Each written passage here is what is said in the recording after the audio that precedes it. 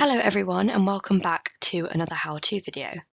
My name's Sasha and today I'm going to cover geotagging documents from your organisation's SharePoint document library to feature point lines or polygons in ArcGIS. So to give you an example of this, I'm going to take on the role of an insurance company who is looking to underwrite some of these properties here in the Bermondsey area of London.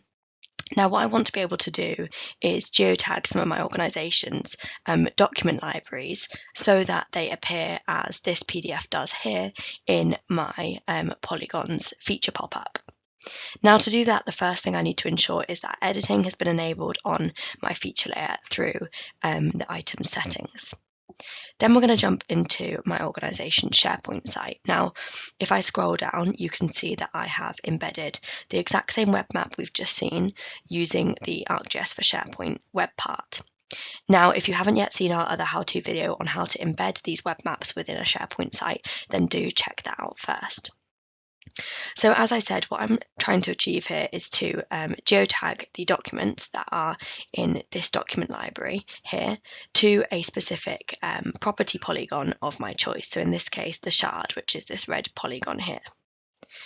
Now to do that, once my web map's been embedded, I need to go up to this Edit tab here.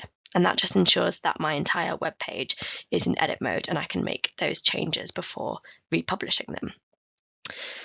So I'm just going to expand my map here so we can see what's going on a little bit clearer. And I'm going to zoom in on the polygon that I'm wanting to geotag my documents to. Now, as we saw before, we can already see that we've got one here that's already been geotagged, which is a PDF. But to geotag some other documents, we're going to head to the geotag and geosearch function, which is this little tag icon on the menu here. And we've got two options. We can either choose to geotag our documents by coordinates, so to anywhere on our web map, or by attributes. And now in this case, I'm wanting to geotag by attributes so that I can associate those with this specific asset polygon. So I'm going to go ahead and make sure that my correct feature layer has been chosen, and then I'm going to choose the attribute that I would like to connect those documents to. So in this case, the feature code of my polygons is fine. You're also then going to want to make sure that your add document URLs toggle is toggled on, and that just ensures that those URLs to your documents maintain a live connection.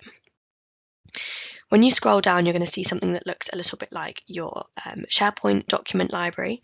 So as you navigate through that to your folder where your documents are stored, you'll see that they all appear here within the ArcGIS for SharePoint web part. So I've already got my PDF geotagged here, but I'm also wanting to attach a Excel spreadsheet of historic valuations and also an asset image as well. So to do that, I'm just going to tick those check boxes at the end there.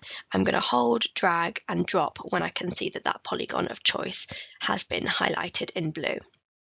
Now, as you can see, you can geotag a whole range of different document formats here.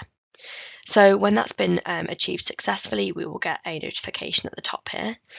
I'm going to close that large web map view. And the most important part is to ensure we publish those changes.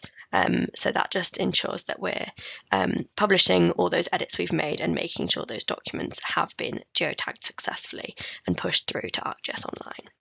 So now when users of our site are navigating within this SharePoint page and they choose to select this polygon, they can then go ahead and take a look at all of those documents that have been geotagged.